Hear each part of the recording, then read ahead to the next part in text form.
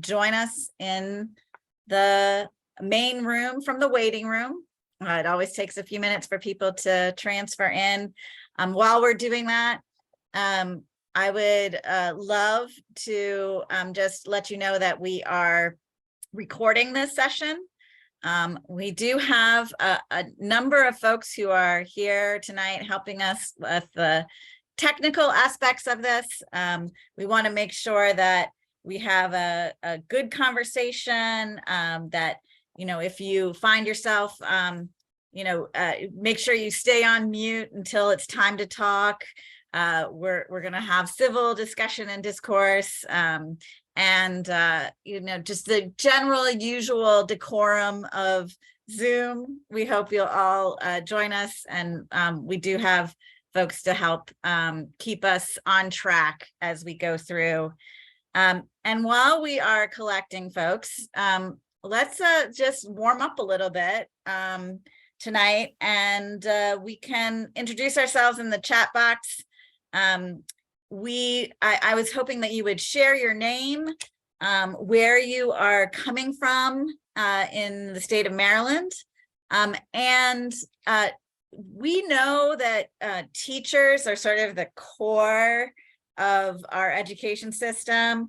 So I thought it might be nice, since we're talking about education in Maryland tonight, to give a good shout out to our teachers. So shout out a favorite teacher, maybe somebody from your past, maybe somebody who is a current teacher of one of your children, maybe somebody who you know is an amazing, amazing teacher. I just thought that might be a nice way for us to warm up tonight.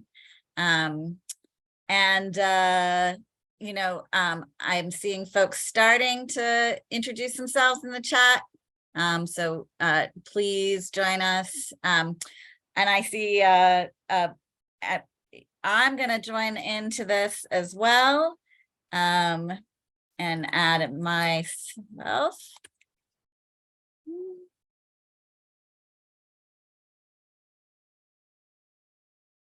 Got folks from all over: Elkton, Montgomery County, Baltimore City.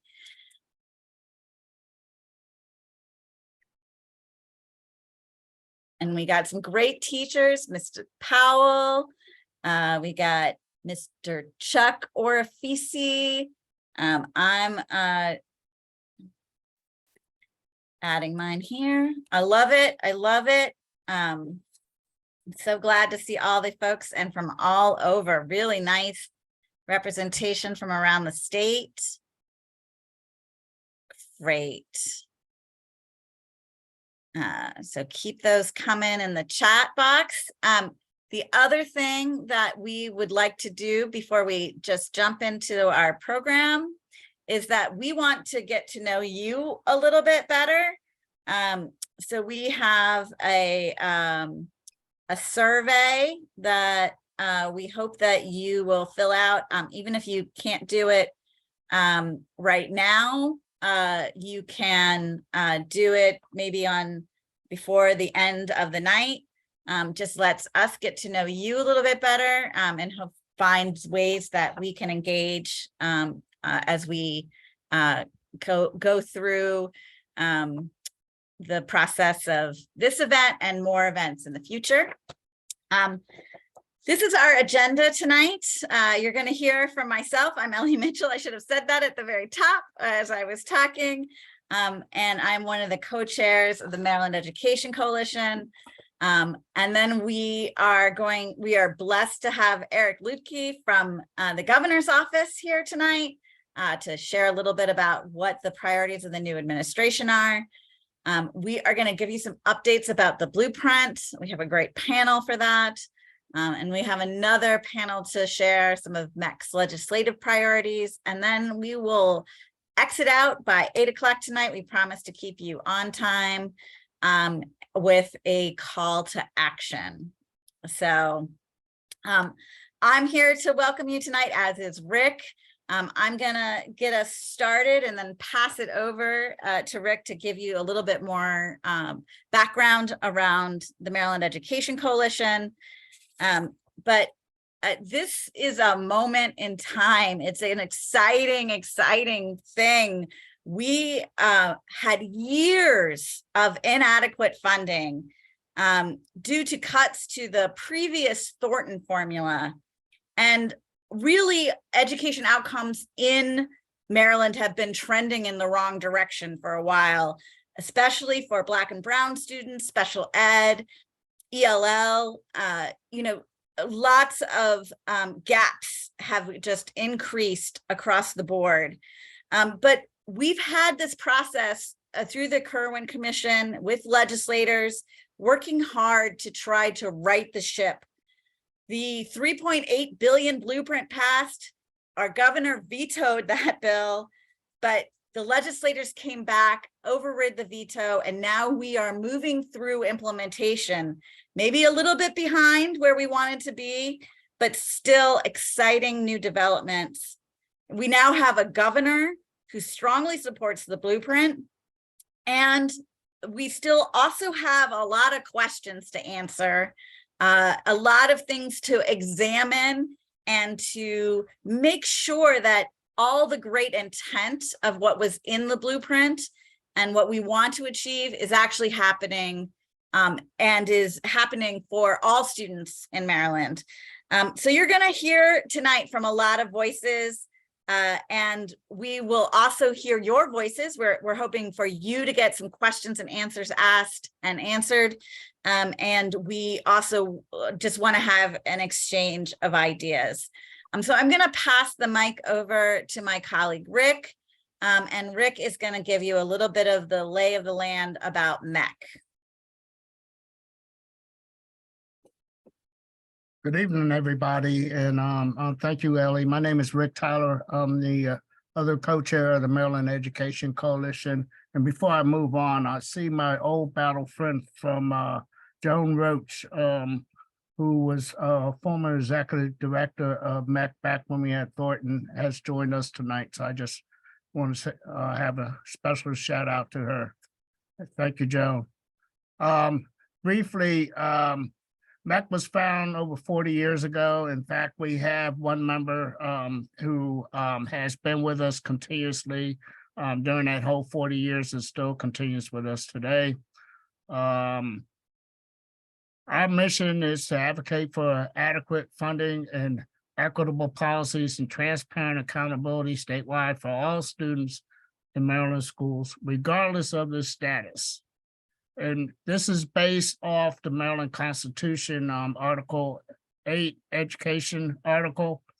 And an excerpt from it simply says, the General Assembly shall by law establish through the state a thorough and efficient system of free public schools and shall provide for taxation or otherwise for their maintenance. This is the basis of much of the work that MEC and our friends in public education have been advocating for over the years.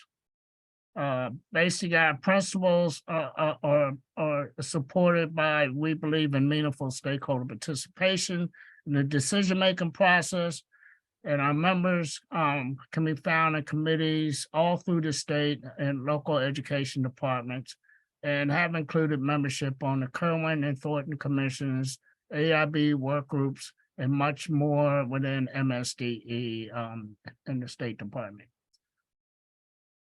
Our principles also state that we must fully fund public education programs and realize this constitutional guarantee. All students have equal access to education opportunities. All students are entitled to high evidence-based academic standards that prepare them to graduate college and career ready.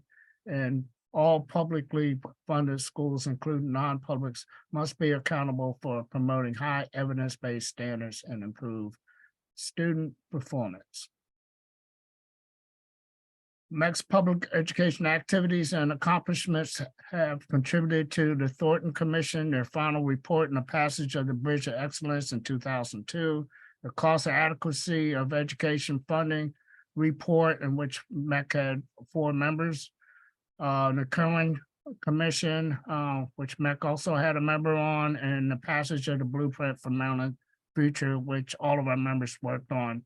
as well as the Build to Learn Act, which is the current state law that governs school construction and maintenance and safety and everything that has to do with school facilities.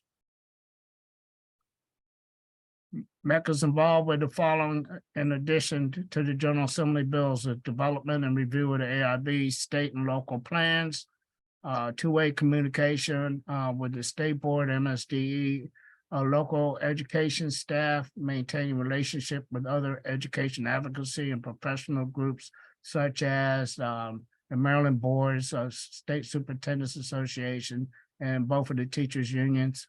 And for the most part, we all have common goals and work closely together on those issues in which we have a common interest. This is a collaborative effort.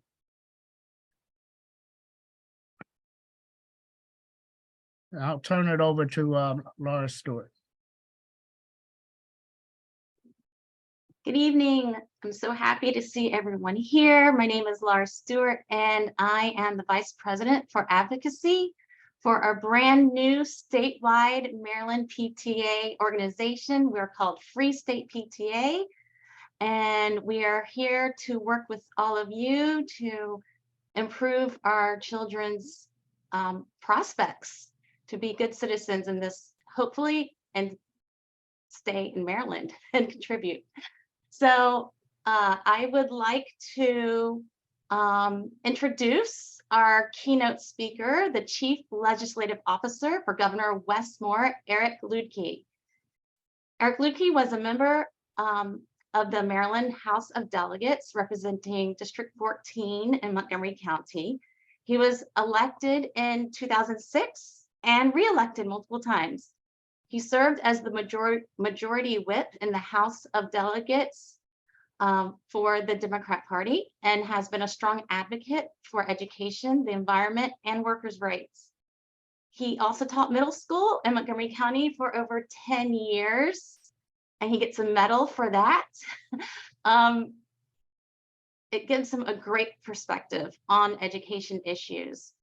And first, we just really want to congratulate you, Eric, on your appointment.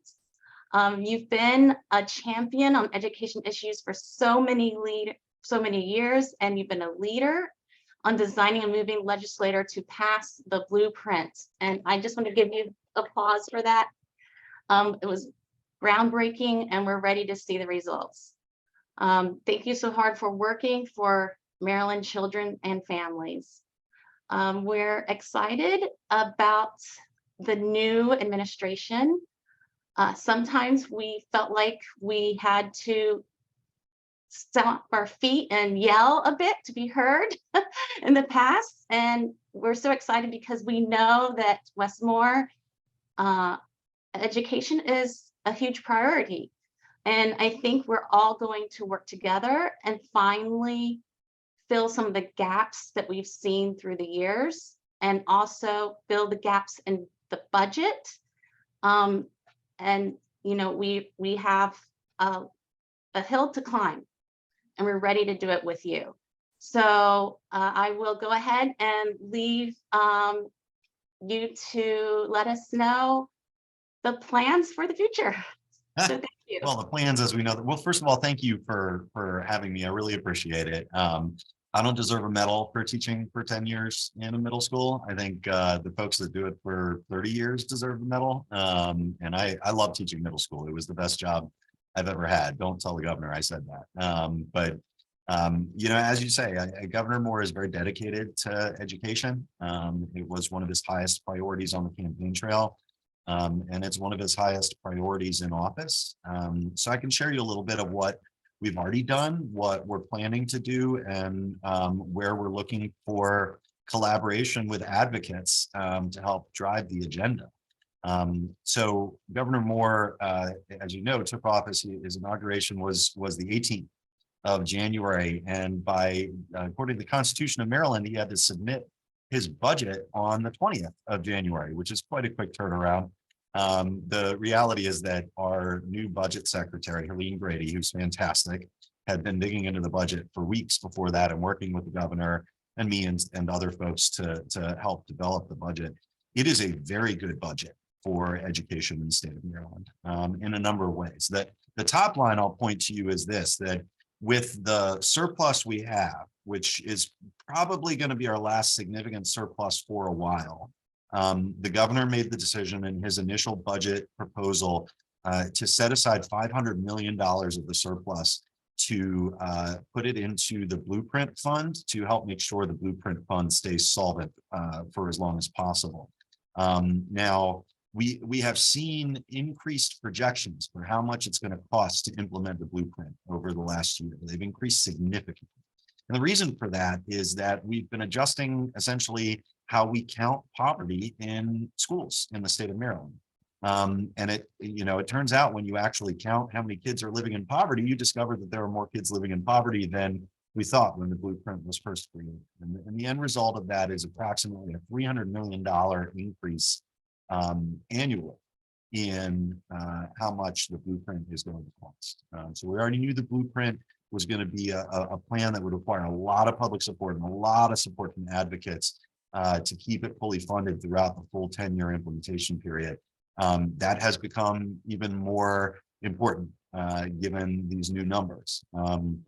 So that's why the governor made the decision to set aside that $500 million. That sets us up in the Blueprint Fund to have the Blueprint fully funded through FY26, fiscal year 26. And then after that, in order to continue funding the Blueprint, the governor and legislators will have to either find alternative revenue sources, or they will have to start using the general fund to help supplement what's in the Blueprint Fund. So long story short, we have some work ahead of us on funding for the Blueprint. And that's work that the governor is deeply dedicated to. He's also deeply dedicated in doing that work to work alongside the legislature. He uses the word partnership a lot in his conversations about the legislature, which if you observe the last 8 years in Annapolis was not a word we heard a lot between the legislature and the governor at the time. And partnership as well with you, with the folks who've been pushing for improvements to school funding, improvements to the services provided in schools for much needed reforms in our schools. So that was the sort of the top line, the headline grabber that a lot of the reporters wrote about. But I'll point you to some other things that he did in the budget that I think are important. I know that many folks in education advocacy, like many of us who are parents, I have 4 kids in Montgomery County Public Schools, have recognized that we have a behavioral health crisis among children right now, that the pandemic did significant harm to the mental health and well-being of children across the state. That poses significant challenges for academic attainment, but also just behavior in schools and how schools are functioning. So the governor set aside $85 million for a new behavioral health strategy in the state of Maryland, which is going to include youth behavioral health. We have tasked our new health secretary, Dr. Laura Herrera-Scott, to work with stakeholders in figuring out how to use that $85 million initial investment and to develop a really comprehensive strategy for addressing behavioral health issues in Maryland. Now, of course, the behavioral health crisis we're experiencing as a state right now is not just with kids in schools, right? It's with adults as well. And so we need a comprehensive strategic policy to help address it. The governor continues for the second year in a row. The governor's budget proposes more than $1 billion in school construction funding for the state. Now, the funding that we passed in the Built to Learn Act and some of the other work we've done on school construction funding over the past few years, unfortunately, the significant increase in inflation, particularly inflation in construction materials costs, and in labor costs, has meant that the money that was appropriated to Built to Learn is not going as far as we expected it to when we passed the bill. So that's why it's important that the governor went ahead and made sure we continue to have more than $1 billion in funding to continue the progress we're making, but also make sure that we're continuing to meet the expectations that people had when those bills passed a couple of years ago. And there's plenty of smaller things in the budget that are education related that folks might be interested in. On the non-public school side, which I know we're mainly here with public school advocates, but I'd like to call out in particular we've seen a rise in hate crimes and hate bias incidents in schools around the state, both public and non-public. And the governor increased funding for both public and non-public school programs related to prevention of hate crimes and hate crimes. And that's important work. That's work that we're going to have to continue over the next few years as we continue to see this rise, unfortunately, in incidents of bias and hate in our schools. Finally, I'll mention a little bit about the legislative package, which we're actually rolling out. Tomorrow is the state of the state. I actually logged on a couple minutes late to this because I got called down to the House chamber to meet with the Speaker of the House, who wanted to make sure we had everything ready to go for the state of the state. And the governor is going to be talking a lot about service, as he has throughout his career and as he did on the campaign trail. He's going to call out the service in particular of our school teachers and other educators who work in schools, and celebrate that, which I think is very important, because we've seen, unfortunately, a degrading of the respect that exists for the teaching profession, which has made our challenges that much more significant. But I want to call out in particular 2 bills that we're going to be introducing. One of the bills that we're introducing is called the SERVE Act. That stands for Serving Every Region Through Vocational Exploration, which I apologize for the acronym. It was actually my idea. The governor spoke a lot on the campaign trail about wanting to create a service year option. We all know that we've got kids who finish high school and then are kind of looking around, not knowing what to do next with their lives.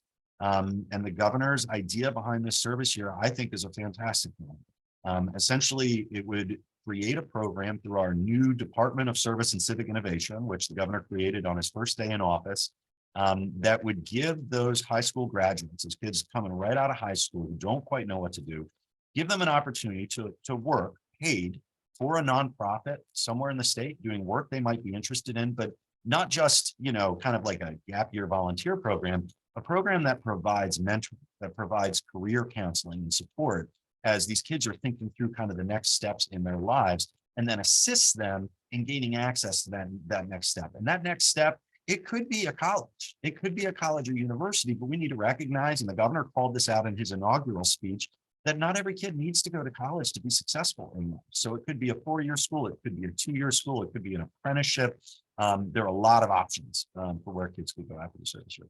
So we're very excited to get that set up. We're helping to actually have our first class of service year participants this fall, fingers crossed, if everything goes smoothly. We'll see, that's an ambitious goal. And then in addition to that, we're introducing a bill which will not be introduced tomorrow because we had a little drafting hiccup, as happens in Annapolis with legislation, but a bill called the Maryland Educator Shortage Act. And that is aimed directly at the problems we're experiencing with recruitment and retention of educators in our schools and childcare facilities. When I started teaching in 2004, we used to say that 1 of every 3 teachers left the profession within 5 years.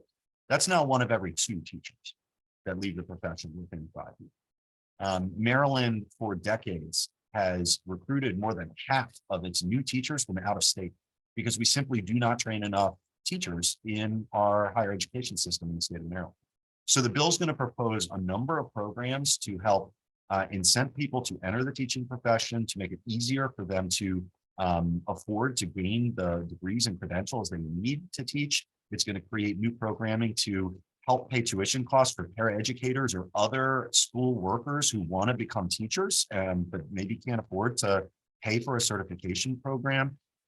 It's going to do the same thing, by the way, for childcare programming as well. And one of the things the bill's proposing, which I'm really excited about because it's a huge barrier to particularly folks of limited means to enter the profession, we're going to start trying to pay people for their student teaching experience. Because it's too much to ask of these students that while you're going to school full-time, and in many cases working because you have to pay for your higher education, that you're then going to voluntarily do your student teaching internship without any pay. So our hope is that out of this bill, we will be able to drive new people in the profession and also create new opportunities to diversify the profession in terms of factors like race and socioeconomic status, and make sure that we have an education workforce that looks like the student body it works with, which is important to us. So I'll stop. I see there are questions coming fast and furious in the chat. I'll stop blathering and let you, Laura, are you going to be asking the questions or? Great. I have someone helping me on that because it is fast and furious. I'll start with a question from our organization first, and then we'll move to the chat. Sure. So Maryland Education Coalition would love to collaborate and contribute to education going in the future.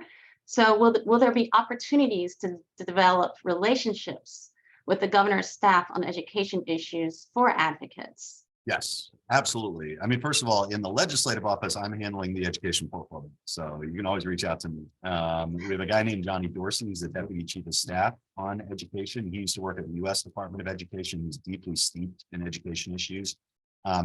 We pride ourselves, and the governor has directed us on the idea that we will be open and work in consultation with advocates and legislators. And you know, I can't tell you how many times over the last 2 weeks I've had conversations with people as I walked them into the governor's office for a meeting or brought them into mine, where people say, oh, I never knew this room existed, because you know folks didn't have the same access to the executive branch.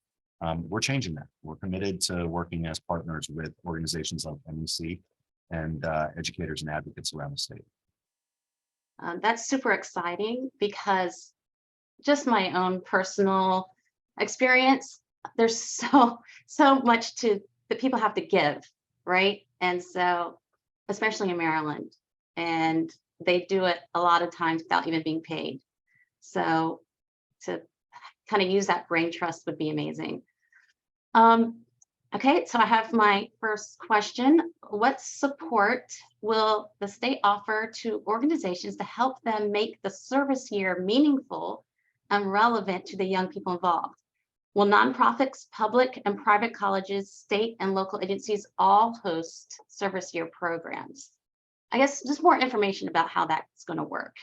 Sure. I mean, so, you know, the idea behind it, again, is a partnership, right? I mean, this is not going to be a program that is entirely dictated in all of its details by the state. The idea behind the program is that the state Department of Service and Civic Innovation will work with all of those types of organizations that you just mentioned to identify opportunities for students to explore career options.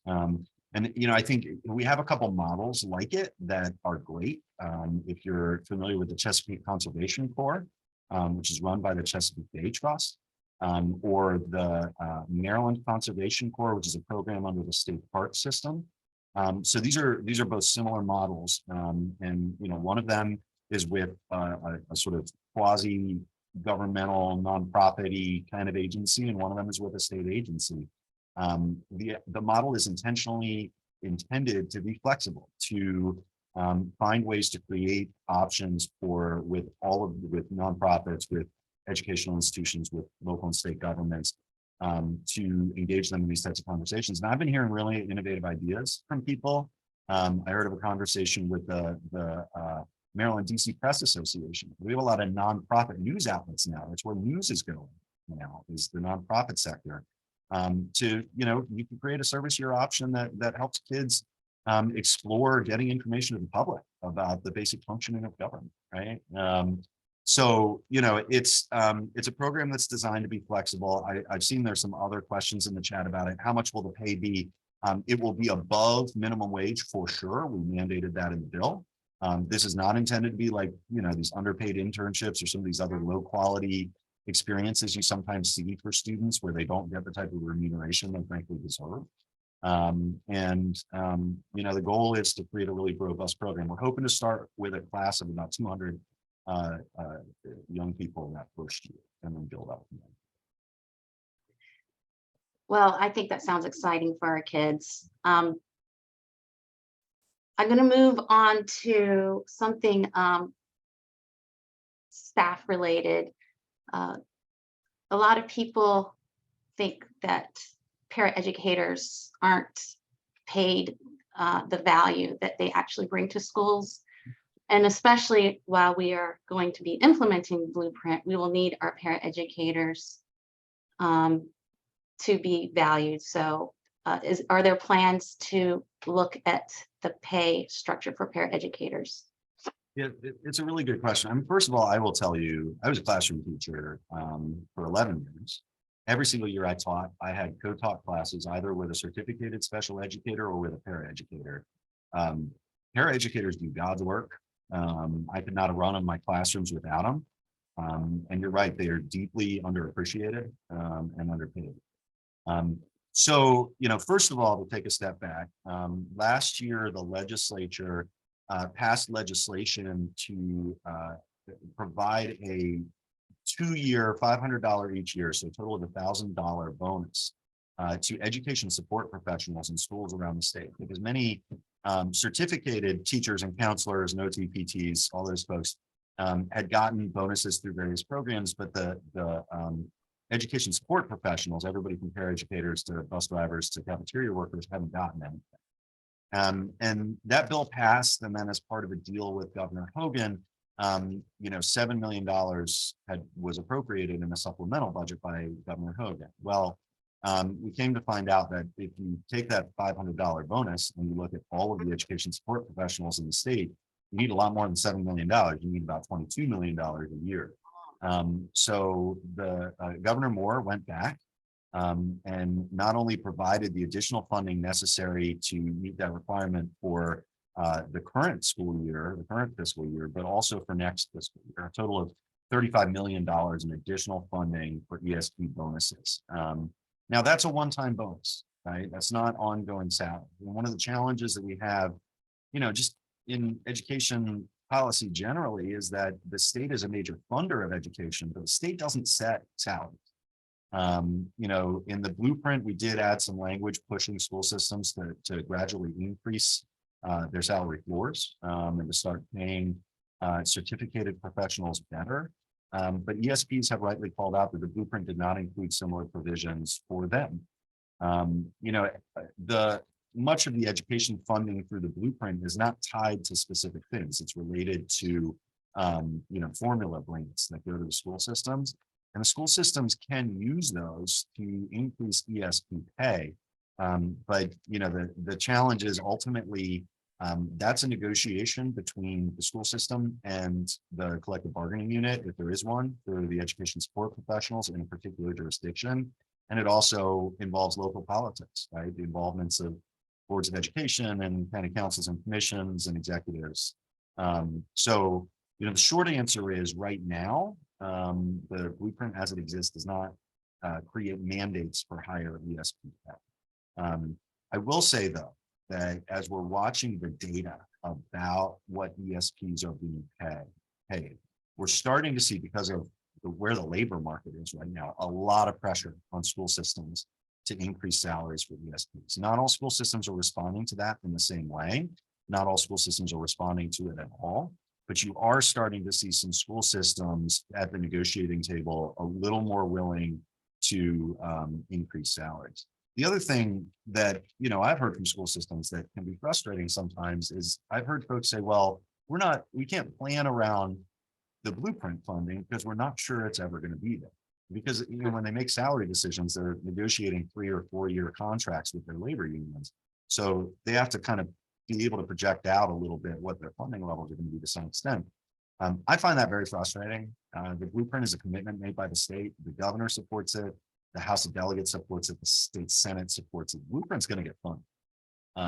So we need to get that message to school system leadership. And look, you need to be making decisions based on these funding projections. You can't shortchange your employees out of a misguided misunderstanding of how the political process works. Thank you for that. We need that commitment. So hopefully that message gets through. I just want to stay on the blueprint for another minute before I get to another specific question. How do you plan on working with the AIB, MSDE, and advocates, which we've already talked about, on implementation of the blueprint? Because some of us see that there could be some issues arising between the groups, and I'm sure the governor's office will be there to help guide that along. So I just wanted to hear your perspective on that. Well, look, the governor appointed as his chief of staff a man named Fagan Harris, who served on the AIB until he took over as chief of staff. He appointed as his chief legislative officer one of the architects of the blueprint, me. So we're committed to that conversation. The governor is actually at dinner right now with the chair of the AIB as we speak. And recently, there was a joint meeting for the first time of the AIB and the State Board of Education. And they met together to talk about the challenges of implementing the blueprint and how to do it effectively. And that's the kind of collaboration we're going to be pushing going forward. The blueprint is an enormously ambitious project. We are trying to take Maryland from, frankly, as a state as wealthy as it is, from having schools that are not up to par with what I think parents and taxpayers should expect from the state. We're trying to make sure Maryland has a world-class school system, every kid. That's hard. It will require everybody to pull together. And the governor sees his role as helping to make sure everybody is pulling together. Kind of a follow-up with that. We've seen problems in the past with transparency from the other administration. We've asked for some data that we just never got. And with COVID, transparency in general has gone down because school systems, they're working on other things. We understood. But now, what do you see that will be part of implementation? Yeah, I mean, I think the transparency. So he is, again, committed to that idea of being transparent. With asking for data and things like that, one of the challenges that we have is that with, the way the State Public Information Act functions, the way the PIA functions, it recognizes that in some cases, when the public's asking for data or information, first of all, there's some data or information the state just shouldn't share legally, right? Protected private data, health data, things like that, right? But then because those provisions exist, the lawyers in the various government agencies have to actually go through whatever data is requested and make sure that it complies with the Public Information Act. And as a result, the government can charge a fee. They can say to somebody who's requesting information, hey, it'll cost X amount to gain access to this data in order to offset that cost. That can be a challenge. The agencies that do it best have folks who are handling the public information requests that work with the person who's asking for it to help them really focus and narrow in on what it is that they're looking for. And that's a process, right? I mean, that's about getting the right people doing that work with advocacy groups and the media and whoever else is asking for information. In some cases, it's easy. In some cases, you can just pull a piece of data and see, oh yeah, this complies, I'll just send it out, right? And we should just be sending that out. But also we should have public information officers that are working with advocates to, figure out exactly what information they need and help them, make the right requests so they're not being charged exorbitant amounts of money to gain access to what is ultimately public information. Great. Looking forward to working through that.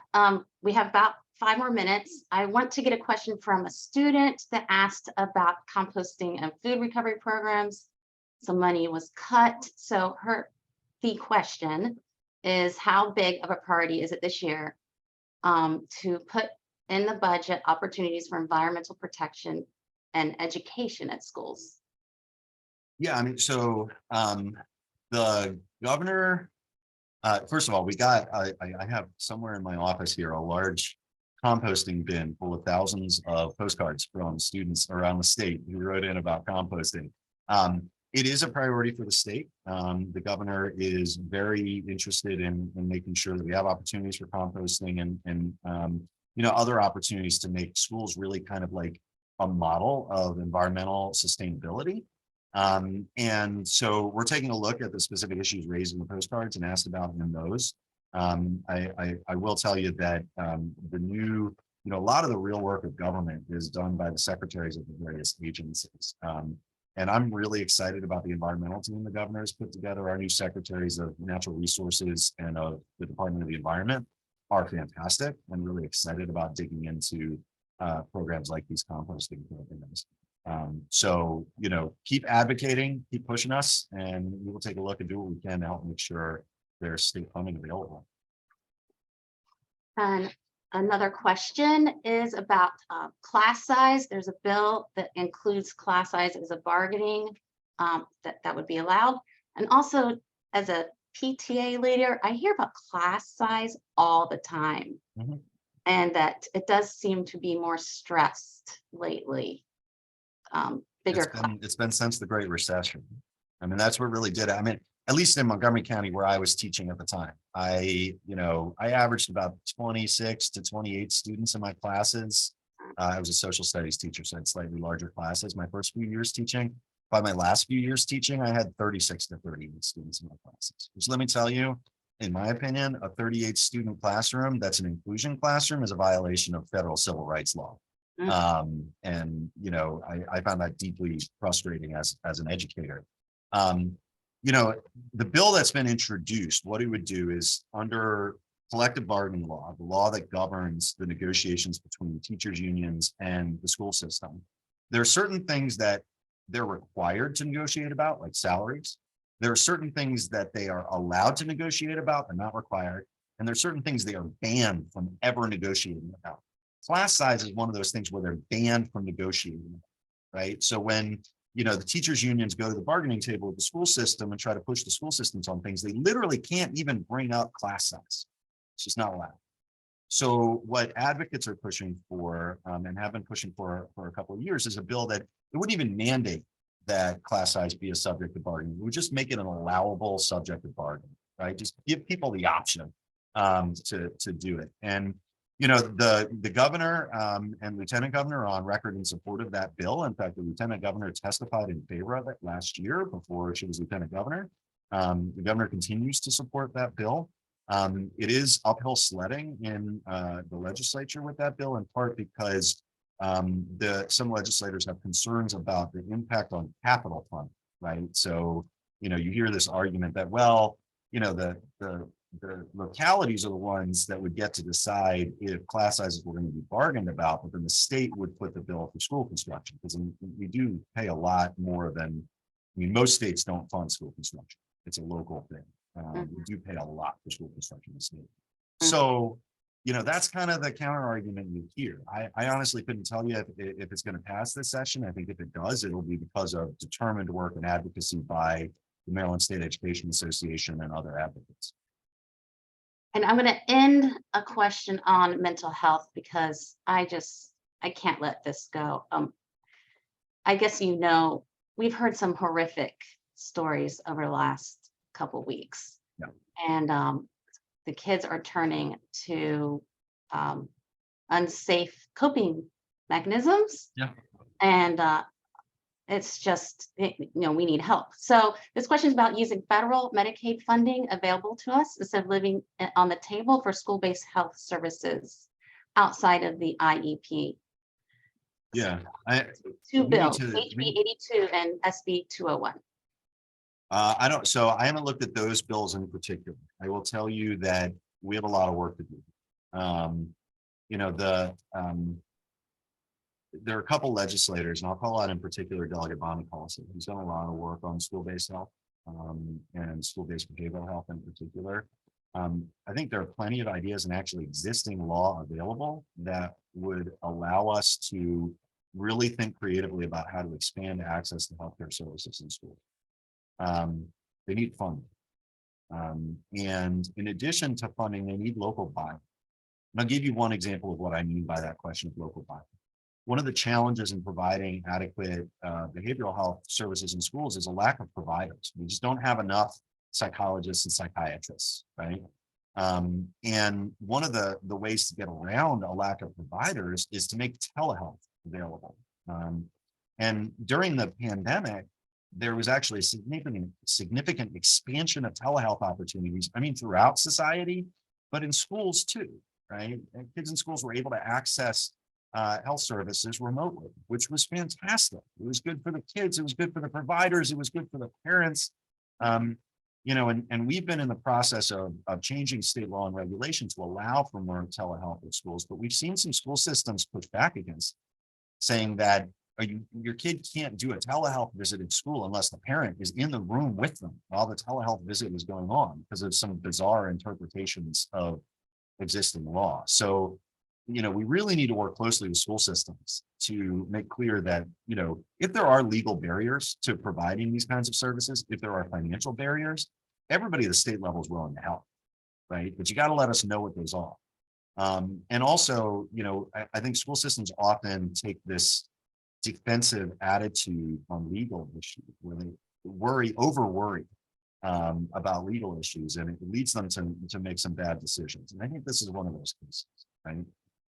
If a kid can see a psychiatrist in the school normally, why wouldn't they be able to see someone on an electronic, you know, device? It makes no sense. So yes, we are interested in providing more opportunities for school-based behavioral health, somatic health, you know, whatever. And, you know, in particular, as you mentioned, we've seen a rise in suicide rates among young people, and more recently, a significant rise in younger and younger kids of substance abuse issues. And, you know, it used to be that if a kid was experimenting with cannabis, you know, it's not great. I discourage my kids to do that, but it's not the end of the world. But with fentanyl, one pill can kill. I mean, that can be it. First time you try it. And we need to get that message out to kids, provide them the support they need so they're not turning to things like that, but also do a better job of educating young people about really the threat that fentanyl poses, because it's very different than any wave of substance abuse we've seen before. It is potentially fatal every single time you use it. Some of our parent advocates are focusing on harm reduction as well. Mhm. Giving more people Narcan and testing strips and that kind of thing. So hopefully we Yes. can move that forward. Thank you so much. I think we took extra time, but Happy you to have spend it so with much to you. give us. No, I appreciate you inviting me. I see a lot of, you know, people I've known for a long time here, Rich Cerullo, Mark Imlay, Carlene Spitolnik. It's great to see everybody. And thank you all for your advocacy. And thank you. And if you do want to stick around and look at the chat, feel free. Okay. Thank you very much. Great. So we are going to move on to our next speaker, Charlotte Moore Douglas, Chair of the Maryland Alliance for Race Equity and Education. She'll be digging into the blueprint with our panelists, and we hope to provide a lot more information for our audience and contact information for those that want to work on shaping this reform plan as we move forward. So Charlotte Moore, I'll give it over to you.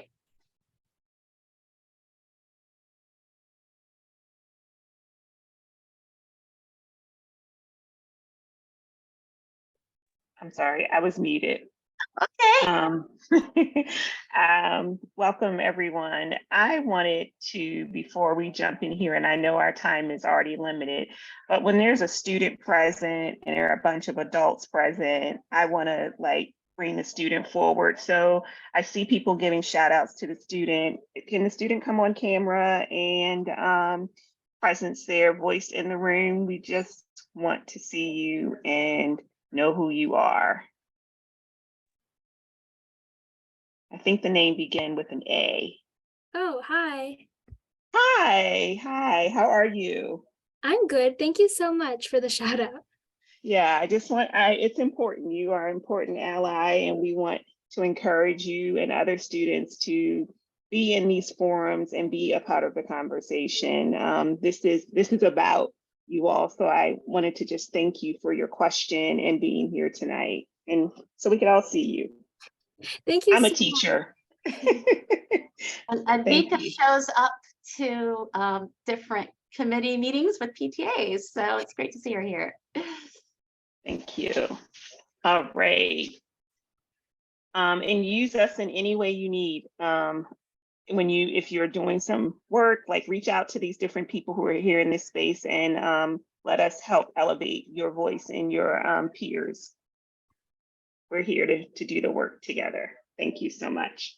All right, so I'm going to facilitate a conversation with Frank and Joe and Shamoya on the blueprint. And I'm going to just jump right into the questions. And in this case, I'm going to assume that you have some knowledge, enough knowledge for me to not give too much background on the blueprint and just ask the questions. But if you don't, we do have resources that we can provide for you to get more context. So welcome. The first question I'm going to ask is, can you tell our listeners what new programs are in our school now as a result of the blueprint? And what should families expect to see in the coming school year as more money phases in?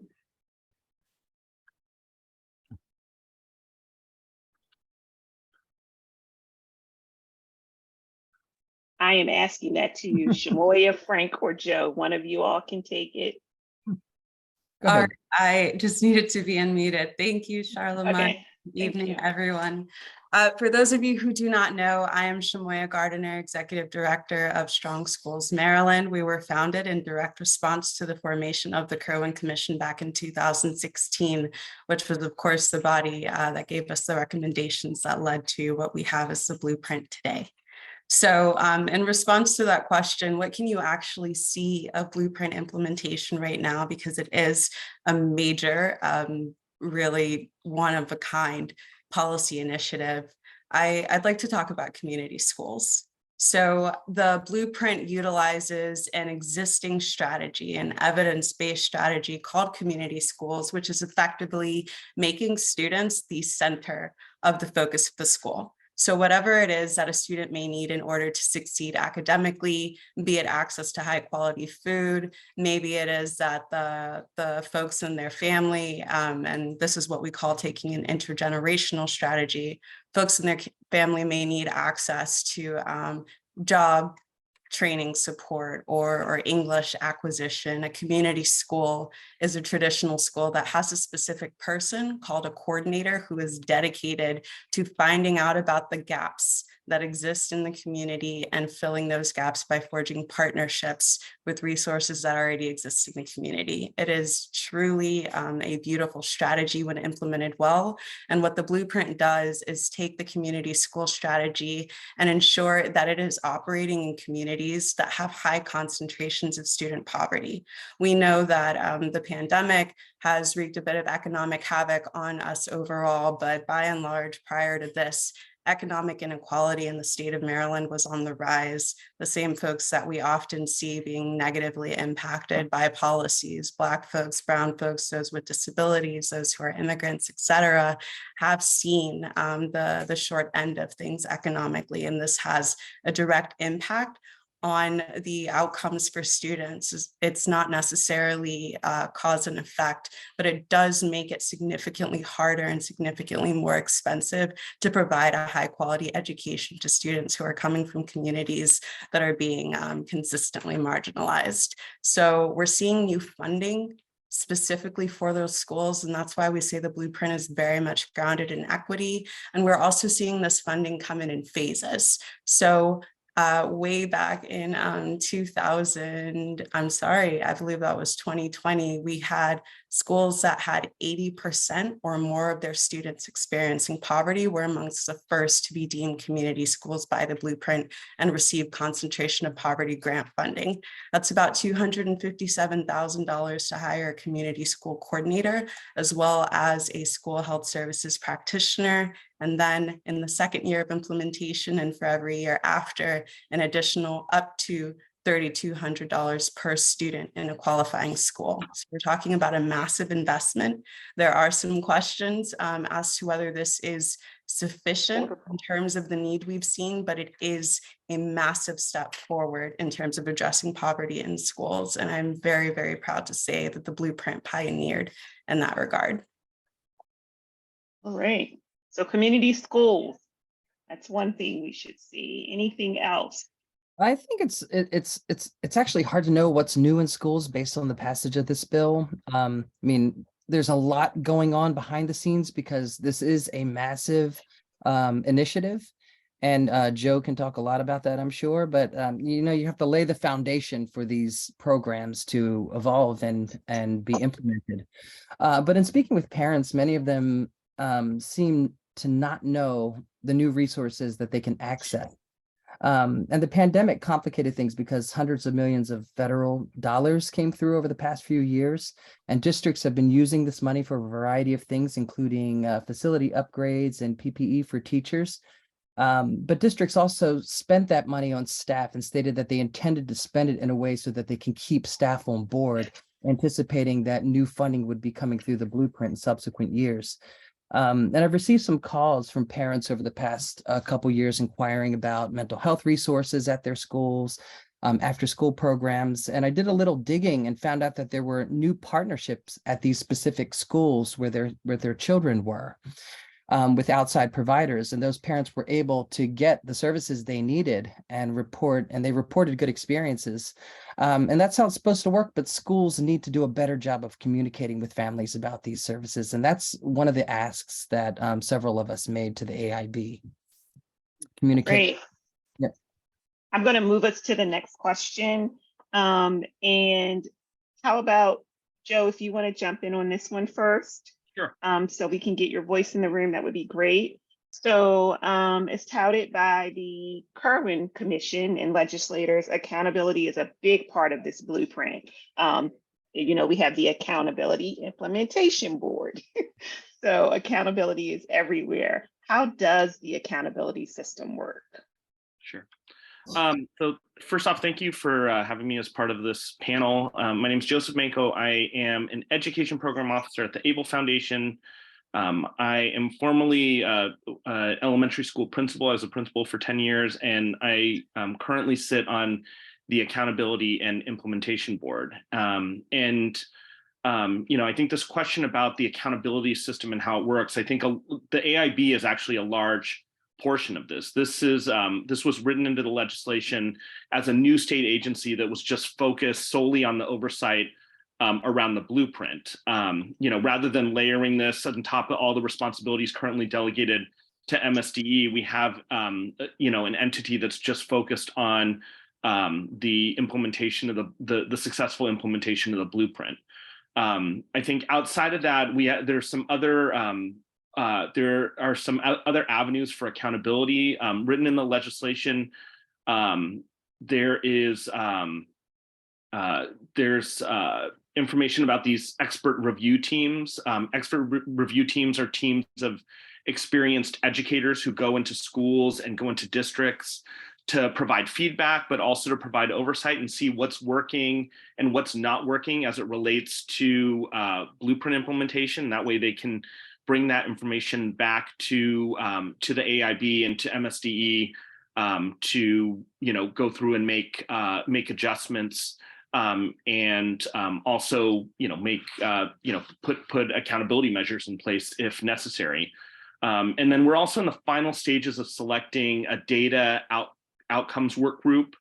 And this work group is going to be really important to lay out metrics upon which success will be evaluated. And then tracking those metrics in public facing dashboards to determine the progress that we're making and making sure that we're transparent with the community about what the measures are that we are you know, hoping to meet, and holding ourselves accountable to meeting those metrics, and you know, transparently showing what progress we have made in terms of meeting those metrics that have been identified. Yes.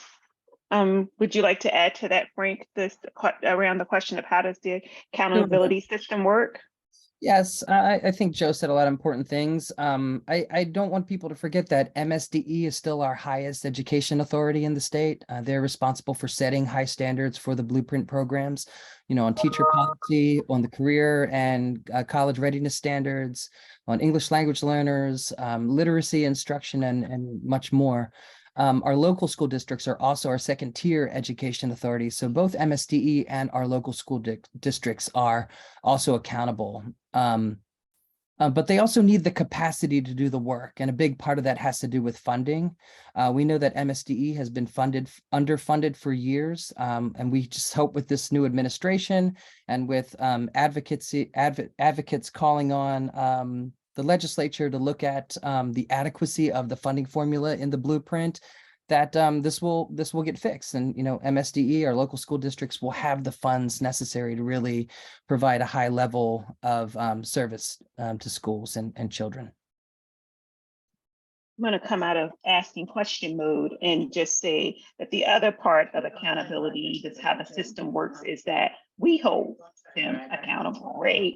We make sure that we understand what is supposed to be happening as well as what needs to happen.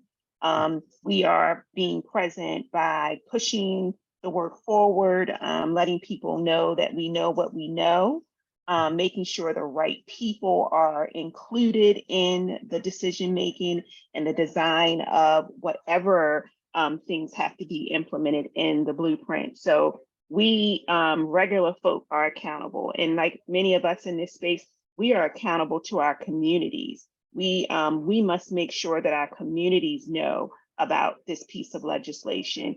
And we must make sure that our educators know about this piece of legislation and like what is there for them and for the state of Maryland. So I think that is a part of accountability too.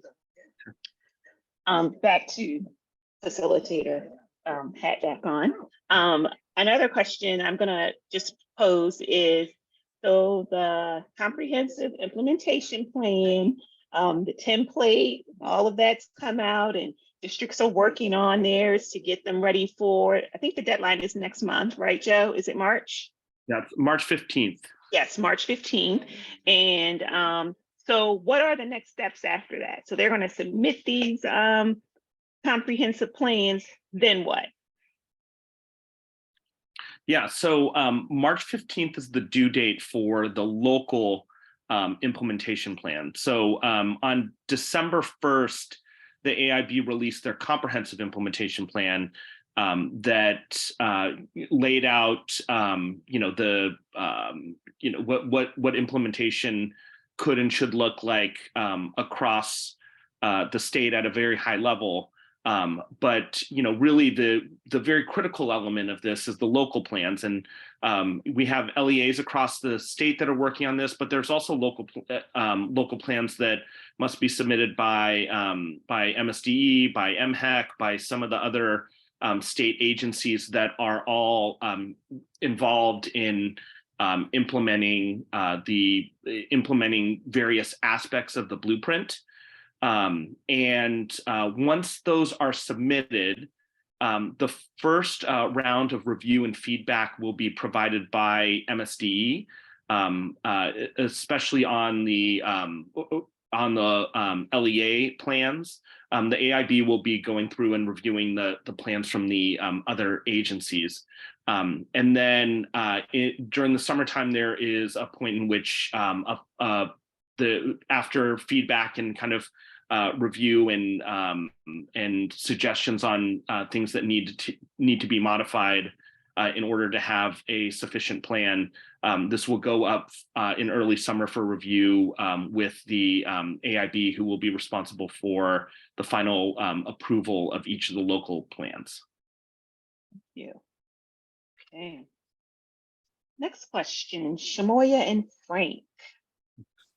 Can you highlight what you see as the most important pieces that the community should know about the blueprint and how to get involved as the design of these programs are discussed and decisions are made? Happy to.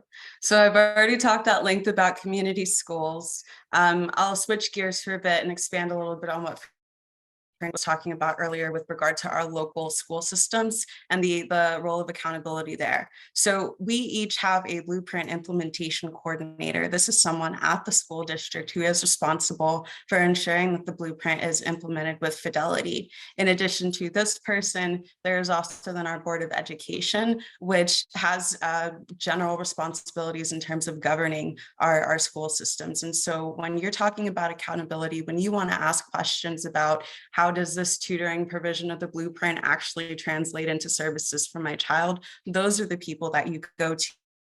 Those are the people whom you can email and say, hey, where's the report that you submitted to the state that said this is how you were going to implement this particular part of the blueprint policy? Those are also the same people you can go to and say, hey, we need a public stakeholder work group to ensure that the plan you submit to the state is actually reflective of what it is that we know in our school communities we need, or the way we wanted to see the blueprint implemented. So that's that for accountability at the local level and who it is that you really have to get connected with.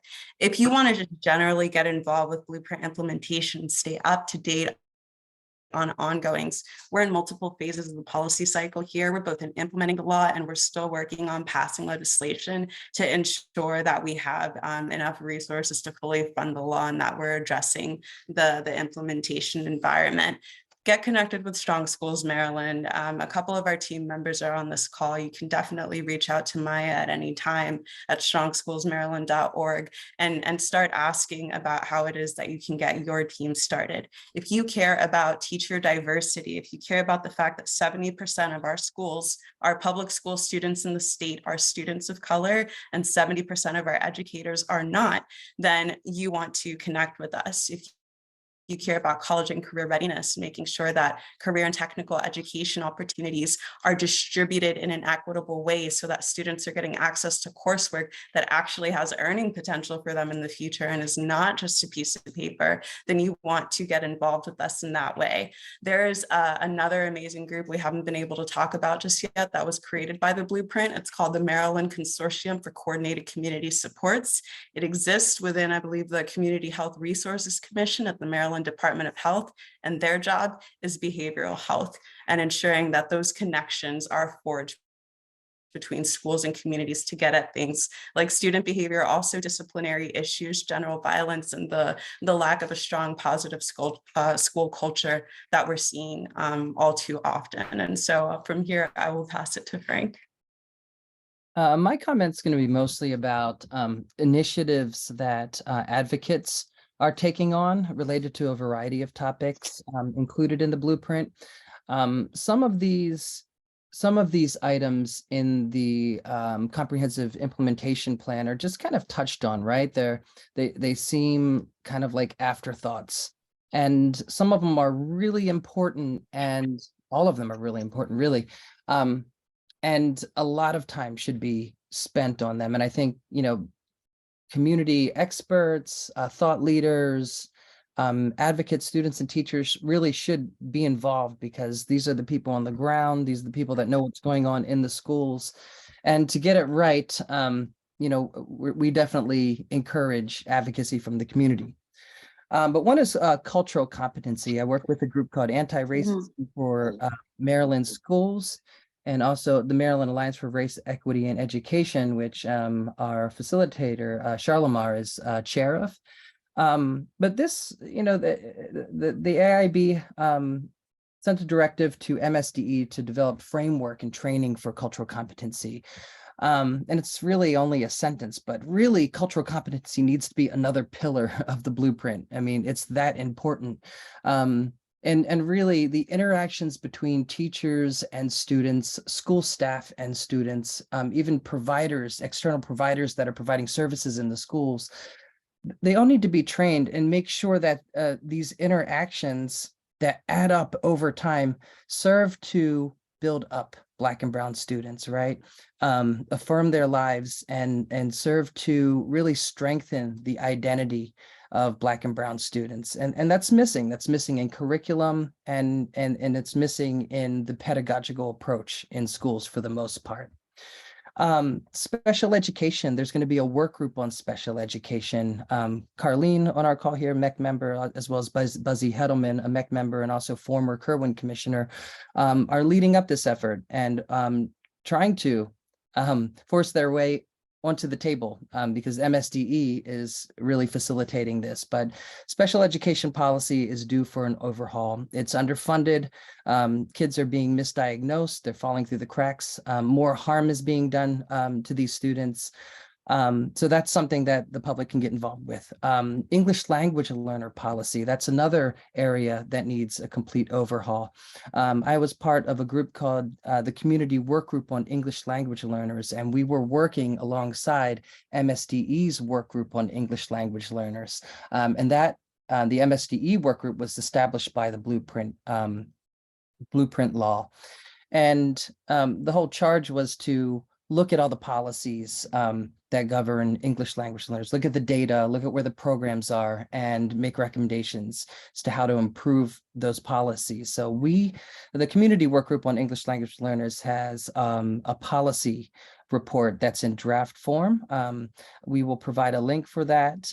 But now it's about how is that policy going to be implemented, continuing to work with MSDE and our local school districts and the AIB. Literacy is another area that needs a comprehensive plan. That's in the comprehensive implementation plan of the blueprint. MSDE and LEAs will be responsible for implementing evidence-based practices. But right now it doesn't exist, right? That comprehensive plan doesn't exist. And our action sheet or community guide to who's working on these, you'll know who those contact people are and how to get in touch with them. Let me, I Yep. know we're running out of time, Frank, so let me just ask a couple of short questions that I see in the chat. One question was, will the draft plans be shared publicly when they submit them? And will there be an opportunity for input after the March 15th date? Joe, that's for you.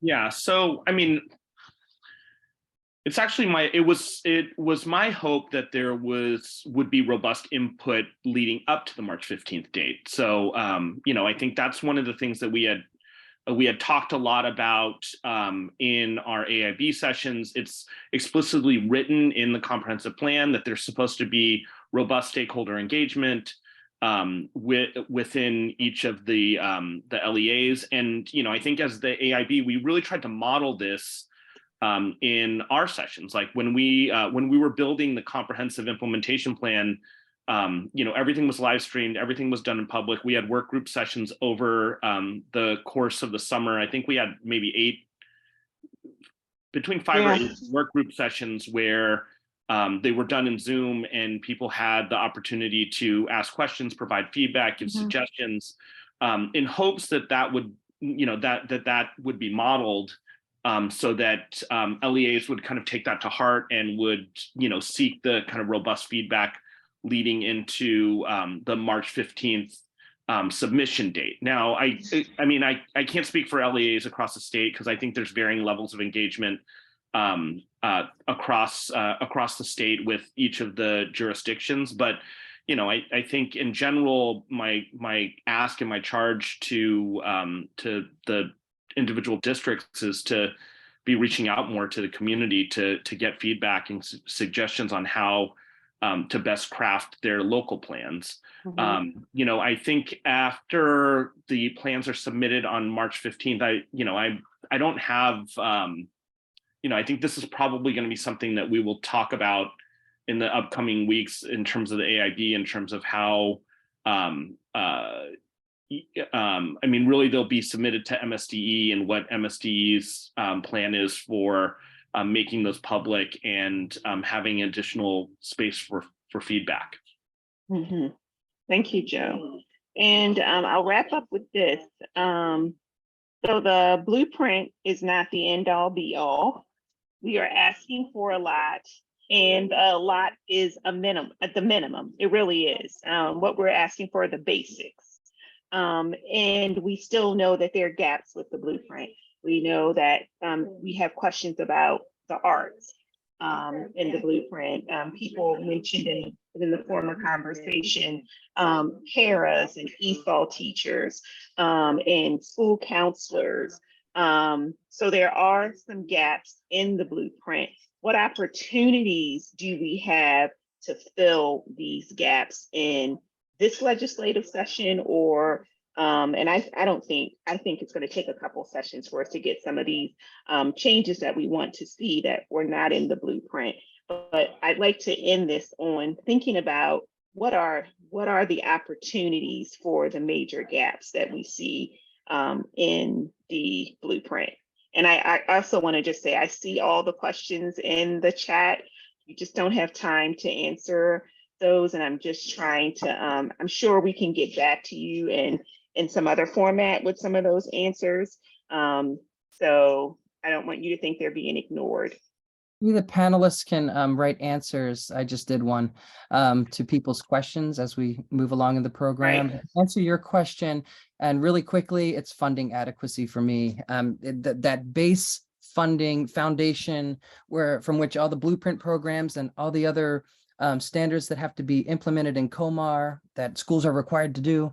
There needs to be an adequate base of funding. So we need an adequacy analysis, and we probably need another adequacy costing out study going forward to get this right. Thank you. Shamoya.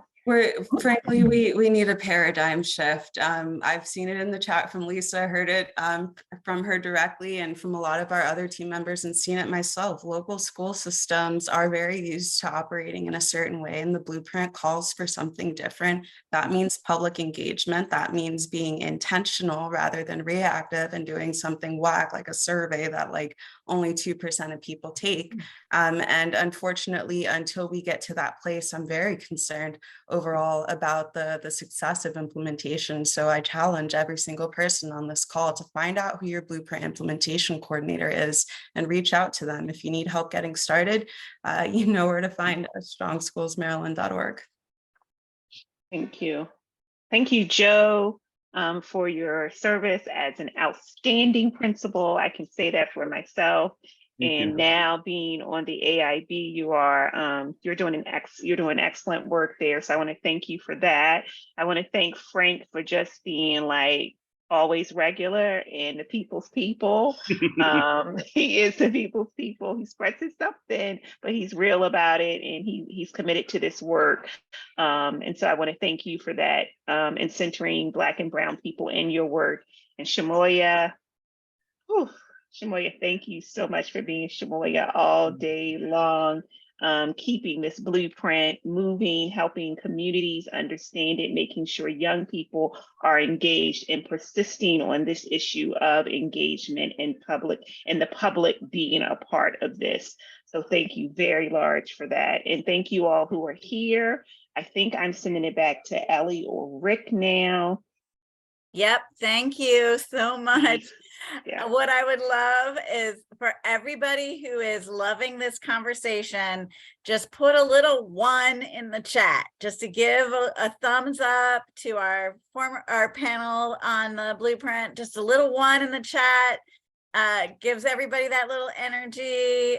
We are on the home stretch here. We're moving through it.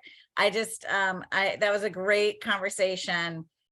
Just a really quick highlight. MEC we have a whole process by which, and I have to give a huge shout out right now to Rick Tyler, who does an amazing job of keeping us on track. And he does these crazy bill charts. If anybody has ever seen Rick's bill charts, he keeps us real on tracking legislation every year.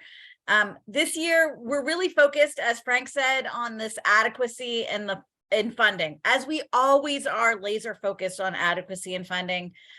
We are still concerned about the concentration of poverty per pupil funds. We are concerned about meeting COMAR requirements.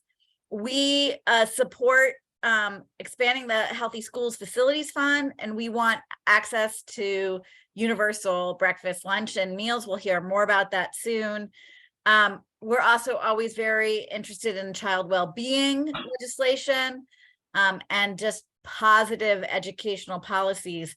I want to take a minute to highlight that we are very supportive of many of our partners. And I'd like to invite John Willems, and I'm going to spotlight him real quick here, and have him come off mute. And we are very aligned with the positions that MEC and PZAM have this year. So John, I don't know if you would like to share a few words about what's happening legislatively and sort of policy priorities with MEC and PZAM. Sure, thank you, Ellie.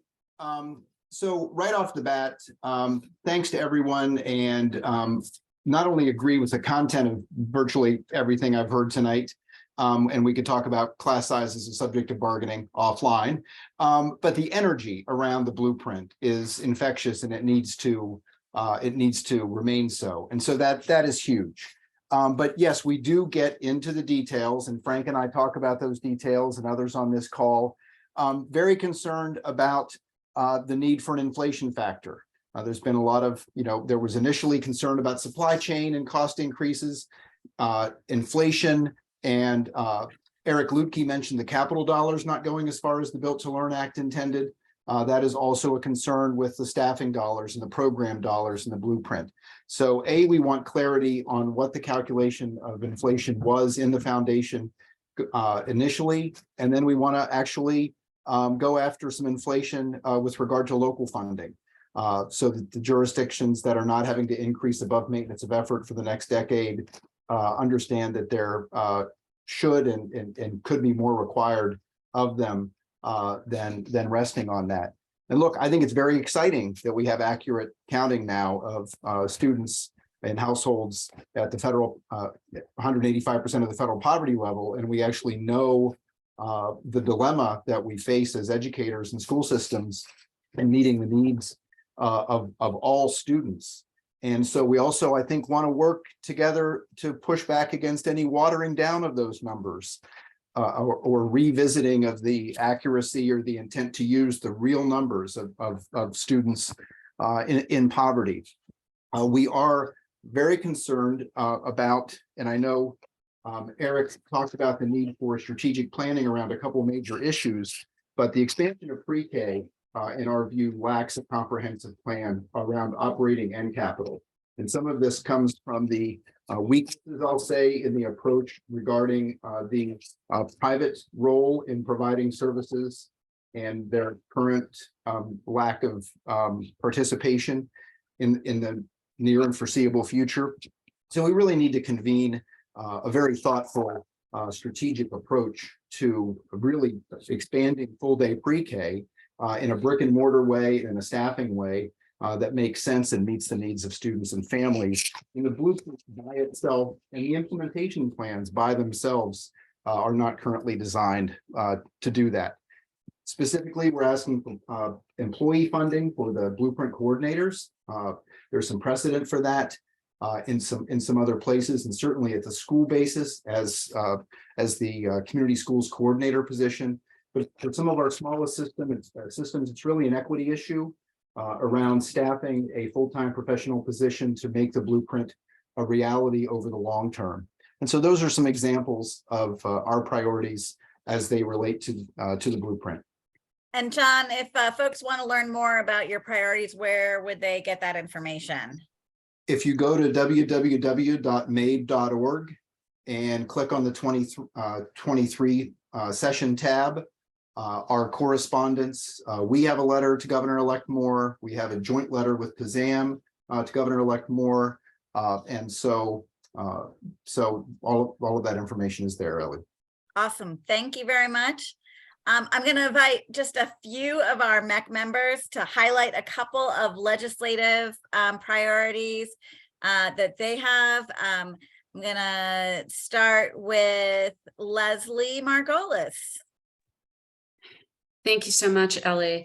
So I will try and be very quick. Of course, the AIB Special Education Work Group is not legislative, but that's a huge issue for us as we try to shoehorn our way in and really have an impact on special education as part of the blueprint. One of the things that we're very focused on right now is implementing a bill that passed last year, Senate Bill 705, which prohibited the use of seclusion in public schools and put significant restrictions on the use of restraint and the use of seclusion in non-public schools. We don't yet have regulations. We don't yet have policies or guidance from the State Department of Education. So we're really focused on implementing this very important bill that passed last year. In terms of this year, looking at protections for children and families in the special education process.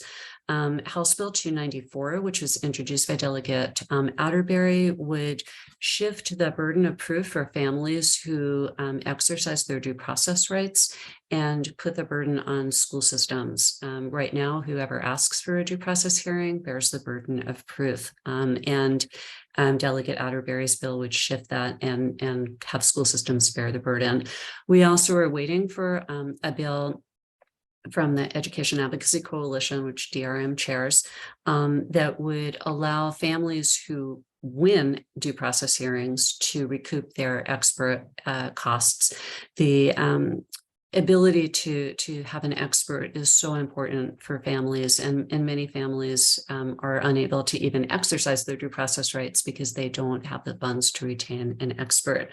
We're also involved in following the juvenile justice and discipline bills. We're part of the not just MEC, but also the Coalition to Reform School Discipline.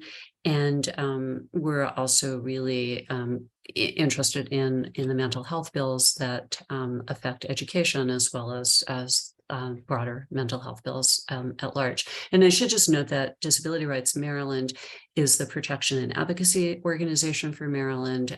We have a federal mandate to protect and advocate for the rights of people with disabilities. So while we're involved with education, we also represent adults, and we represent children in mental health and other arenas as well. So I'm going to stop there because I know we're running out of time. Thank you. All right, Catherine Carter. Hi, I'm Catherine Carter. A lot of people know me by Kat. I am a vision and health advocate, and I have two bills that I am working on with Delegate Guyton. First is the questionnaire bill, and it's really about empowering parents that we can standardize the questions that are asked when parents register their kids.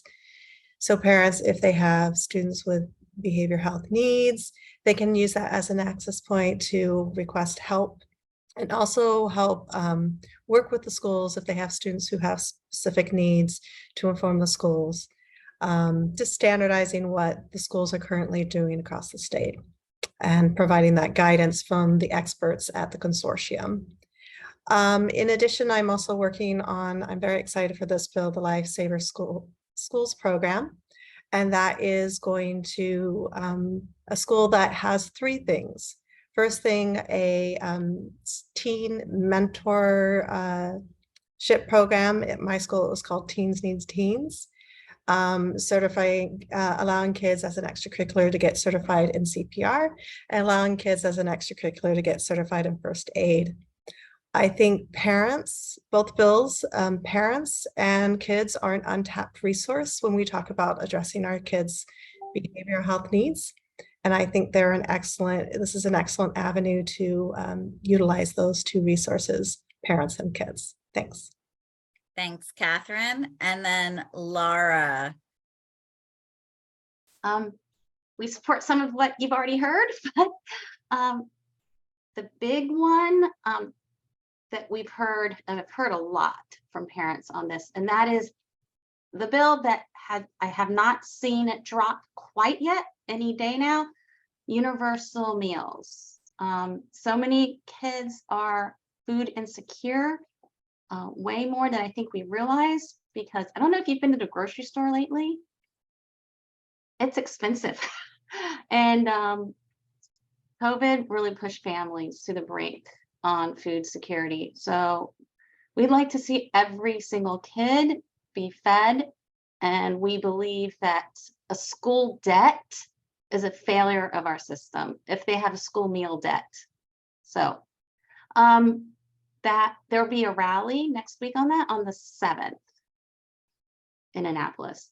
And another issue we're working on is making sure that kids are not subjected to corporal punishment in childcare facilities. Positive discipline techniques will help kids perform and be used to a school environment when they come into public school. So we want to make sure that we are using positive behavior methods on young children and to reduce their trauma so they can be ready to learn. We will also be looking at funding options for the blueprint as it goes forward. I haven't seen all those bills yet, but we will be supporting anything that will help fund the blueprint and also fund the capital budget, which you've heard about those struggles as well. So those, if you want to learn more, go to fspta.org and our full policy documents on there. Thank So you thank so you. much, Laura. So before we end tonight, we really want people to take action. I'm gonna hand this over to Maya. Give me a second to get you up here, Maya, as a spotlight and unmuted. But we just a few more minutes to join us to take some action and also figure out more long-term actions to continue this work after this conversation. Maya, I'll have you take it away. Awesome. Thank you, Ellie. So my name is Maya, and I'm an organizer with Strong Schools Maryland. I just want to thank everyone for coming out tonight, for our featured speakers, our facilitators, and Rick and Ellie and folks with MEC for putting this together. Before everyone jumps off, I really think that this was a great session to learn about the work that has been done and needs to be done in advancing education and the needs of our students across the state and their families. So I know there's a bunch of advocates in the Zoom, and I hope you all are feeling as energized about all the different initiatives and ways to get involved that folks have already mentioned. As our panel highlighted, now is a crucial time to get involved in the implementation for the blueprint for Maryland's future. And so for Strong Schools Maryland, we have a legislative training session tomorrow at 6:30 p.m. to 8 p.m. as we gear up for our Blueprint Day. We're celebrating 2 days and 2 years since the blueprint has passed. And we are reminding legislators of the promise that they made in passing the blueprint. So Frank and folks at MEC will be sending out a community resource sheet that will have links to the training session and Blueprint Day, as well as other folks' contact information that were spotlighted here. So there are more than enough ways that you can get involved and have your voice heard in the advocacy process. And thank you all for all of the work that you already do. All right, everyone, that is it. We did yeoman's duty in a very short, maybe it felt long or maybe it felt short. I don't know, it felt short for me. We never have enough time to have these conversations. We have captured all of your comments and questions in the chat. We are recording this session and we will send it out. We will have the PowerPoint available. We really want you to see MEC, the Maryland Education Coalition, as a resource to you, as a way to get involved in these education conversations. We hope you've had a great evening. I will ask one more time that if you would like to take our little survey, give us more information about things that you're interested in. We'll drop that link into the chat as well. And you know, you can find us at all these places, our website, our Facebook, our Twitter, email. We will be there to answer those questions and to engage with you. With that, I think I just want to thank all the people who contribute to planning this event, all the panelists, all the discussants, all the participants. Have a lovely evening and the rest of your week. We are so pleased that you stayed this long with us, and good night.